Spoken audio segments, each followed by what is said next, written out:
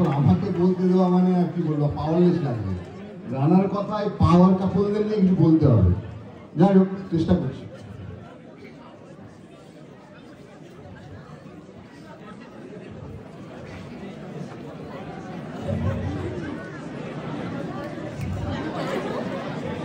তুমি যখন হাসো তখন যেন মুক্ত হয়। রিচার এই কথা শুনে সুদীপ্ত বলেছিল, ঝরে যাওয়া মুক্ত পুড়িয়ে পারবে একটা মালা কেটে আমরা গলায় পরাতে। আসলে সুদীপ্তকে আমরা যতটা আনরোমান্টিক ভাবে অতটা নয়, আবার সুদীপ্তকে যতটা সরল বা অকপট ভাবে অতটাও নয়। প্রেমের জন্য কপটতাই তো সাচ্চা প্রেমিকের লক্ষণ। সেই কপটতার গল্পই এখন বলব। সুদীপ্ত তার হবু শ্বশুরের সাথে একই অফিসে কাজ করত, আর লাঞ্চের সময় হাতে একটা আপেল নিয়ে নিয়মিত তার কাছে এসে কামড় দিত। হবু শ্বশুর বলতে, কি তোমরা আজকালকার ছেলেরা লাঞ্চে আপেল খাও?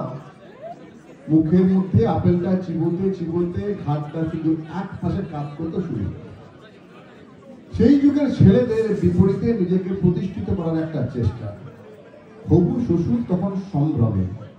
জীবনও শেষ হলে সুদীপ্ত একদিন বলেছিল, মা বলেছে আপেল খেতে, আপেল খেলে নাকি শরীর ভালো থাকে, তাই খায়। হবু শ্বশুরের সম্ভ্রম তখন সসম্ভ্রমে। যে ছেলে মায়ের কথা শুনে সে বউকে নাকি মাথায় করে রাখবে। আপনারা যারা বিবাহিত মহিলারা এখানে আছেন, আমি জানি তাদের অনেকের অনেক বক্তব্য আছে, তবে আপাতত সেই বক্তব্য নিজেদের কাছে রাখুন। আসলে পুরোটাই কোট আনকোট গোলমাল কেস।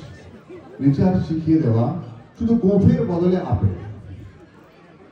সুদীপ্তর যে হাসিতে রিচার ফাঁসি হয়েছিল, সে হাসি আমরাও দেখতে চেয়েছিলাম। রিচার দুঃখ ভরা মুখে একটা প্রচ্ছন্ন গর্ব ছিল। বলেছিল, বিয়ের পর থেকে আমিও দেখিনি। সত্যি তো, বিবাহিত পুরুষের আবার হাসি কিসের? সুদীপ্ত আমাদের সঙ্গে থাকলে প্রাণ খুলে হাসে, আর বউয়ের সঙ্গে থাকলে বউ যখন হাসে তার 2 সেকেন্ড পর মাত্র 4 সেকেন্ড হাসে। সুদীপ্ত কাত হয়েছিল রিচার কথায় ও কবিতায়। সুদীপ্তের গদ্যময় পৃথিবী হয়েছিল পদ্যময়। রিচাকে মনে হয়েছিল কবিতার মতো সুন্দর, ঝর্ণার মতো খেয়ালি, ভাটিয়ালি সুরের মতো আবেগী। বিয়ের পর পাশের অ্যাপার্টমেন্টের বৌদির বানানো নাড়ুতে মোহিত হয়ে বৌদিকে ধন্যবাদ দিতে যাচ্ছিল সুদীপ্ত। দরাজ হাতে অনেক সার্টিফিকেট দিয়েছিল ওই বৌদিকে, প্রতিবার এমন সুন্দর নাড়ু বানিয়ে দেওয়ার জন্য। নিন্দুকের ভাষায় বলা হয় যে রিচার কাছে অন্যমের অনেক গুণগান করেছিল সুদীপ্ত, যদি বউ একটু হলেও শেখে। সব শেষে রিচা বলেছিল, নাড়ুটা কিন্তু আমিই করেছি। সুদীপ্ত গম্ভীর হতে সময় নেয়নি। পর মুহূর্তে ভুরুটা কুঁচকে মুখটা একটু বাঁকিয়ে বলেছিল, সেই বলো, তাই ভাবি বেশ বালি বালি লাগছে কেন? রিচা বলে, রিচা মাইক নিয়ে বলে, রিচা মাইক নিয়ে স্টেজে বলে, আমরা মোহিত হয়ে শুনি। সুদীপ্তও বলে, মাঝে মাঝে সুদীপ্তকে চোখ নিয়েও বলে। যখন বলে আমরা বলতে দিই। কি বলে, কেন বলে, ওই সব নিয়ে ভাবলে শোনার মজাটাই নষ্ট হয়ে যায়।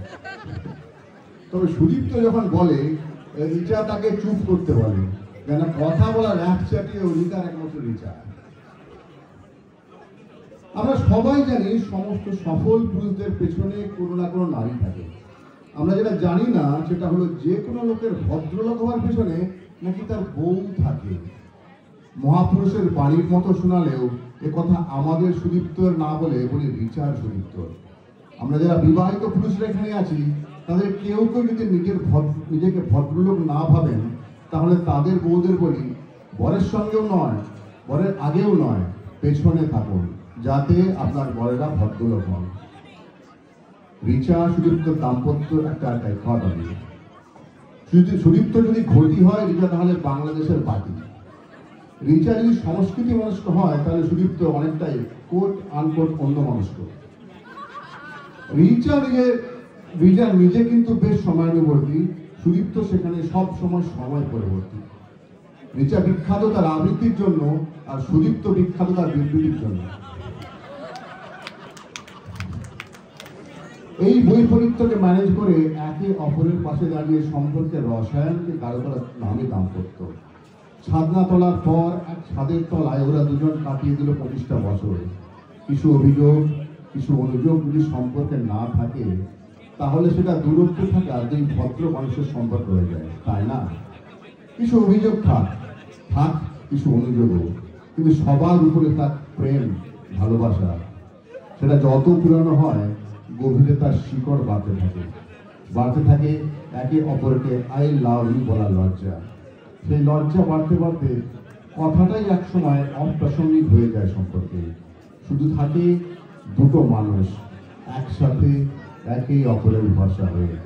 আজকের এই উদযাপনের দিনে সেই কামনাই রইল ওদের দুজনের জন্য, যেন একে অপরের ভরসা হয়ে বাকি জীবনটা হেসে খেলেই কাটিয়ে দিতে পারে।